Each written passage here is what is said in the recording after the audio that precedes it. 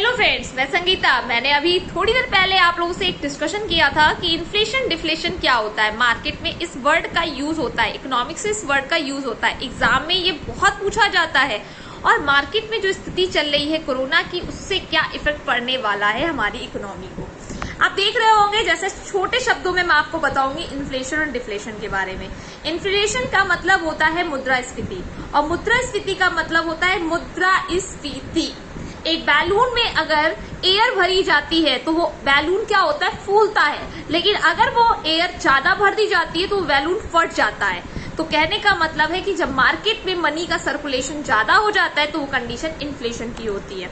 अब उसी के अपोजिट की बात करें कि जब मार्केट में मनी का सर्कुलेशन कम होता है, संकुचन मतलब सिकुड़ना, पैसे का कम होना, तो वो कंडीशन डिफ्लेशन की कहलाती है। अब पैसा ज्यादा है, ऑब्वियस सी बात है आपकी डिमांड भी ज्यादा होगी, और डिमांड ज्यादा होगी तो आप चीजें ज्यादा भी खरीदोगे, और जो चीज आप ज्यादा खरीदोगे चीजें महंगी भी हो जाएंगी। अब छोटे से शब्दों में अगर बात करें कोरोना काल की, तो आपको क्या लगता है कोरोना काल में इन्फ्लेशन चल रहा है या डिफ्लेशन चल रहा है? भाई प्रोडक्शन की कहीं ना कहीं क्या हो रही है, कमी हो रही है। भाई जब लॉकडाउन लग रहा है, सारी चीजें हो रही, दोनों कंडीशन आपको दिखेंगी। कई जगह पे आपको 50% ऑफ भी दिखेगा कि चीजें निकालो भैया, जल्दी जल्दी निकालो, ताकि क्या हो, बिक जाए, सस्ते में निकालो पर निकालो, नहीं तो ऐसा ना हो रुक जाए और सामान बर्बाद हो जाए। लेकिन कहीं पर आप चीजें महंगी भी देख रहे होंगे, जैसे फल सब्जियां, इसका सर्कुलेशन नहीं रुक रहा है, ये बाहर से आ रहा है और इसकी खपत भी ज्यादा है। और लोग देखो, फल की बात करें, जैसे नवरात्र चल रहा है, इस समय पर नवरात्र चल रहा है, तो क्या हो रहा है, चीजें महंगी हो रही है। जो संतरा आपको 50-60 रुपए का मिल रहा था, 100 रुपए 120 रुपए किलो मिल रहा है।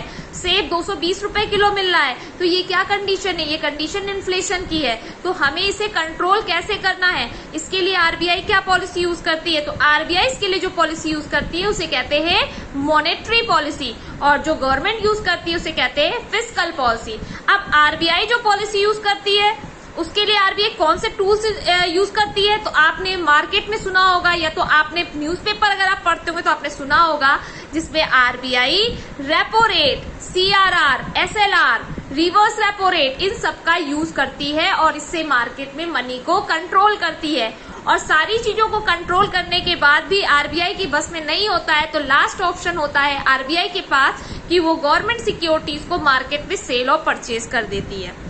आपने देखा होगा, छोटे से शब्दों में बताएं, आपने देखा होगा 2013 की एक भयावह स्थिति आई थी, जब मार्केट में बहुत बुरी तरह से चीजें महंगी हो गई थी। पेट्रोल महंगा हो गया था, सब्जियां महंगी हो गई थी, इतनी बुरी स्थिति थी, गैस सिलेंडर महंगे हो गए थे। अब उस समय पर आरबीआई ने बहुत कोशिश करी कि मार्केट में चीजों को कंट्रोल किया जाए। सीआरआर को बढ़ा दिया, रेपो रेट को बढ़ा दिया, रिवर्स रेपो रेट को बढ़ा दिया, लेकिन मार्केट में स्थिति कंट्रोल नहीं हुई। तो आरबीआई ने क्या किया, आरबीआई ने देखा भैया अब तो कुछ स्थिति बची नहीं, सरकार ने टैक्स बढ़ा दिए, इंपोर्ट ड्यूटी बढ़ा दी, लेकिन गोल्ड की जो इंपोर्ट ड्यूटी बढ़ाने के बाद भी लोग गोल्ड परचेज करने लगे, मानते ही नहीं कोई।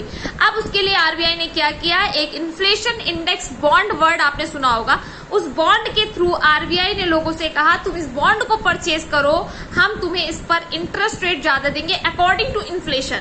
तो क्या हुआ, लोगों ने इसको परचेज किया, और जब परचेज किया तो लोगों को इस पर इंटरेस्ट ज्यादा मिला, और लोगों का दिमाग कहीं ना कहीं गोल्ड से हटा, और गोल्ड का इंपोर्ट धीरे धीरे कम हुआ, और धीरे धीरे कहीं ना कहीं मार्केट में इन्फ्लेशन की कंडीशन भी कम हो गई। तो अब कहने का मतलब हमारा क्या है कि इस तरीके से इन्फ्लेशन को कंट्रोल किया जाता है।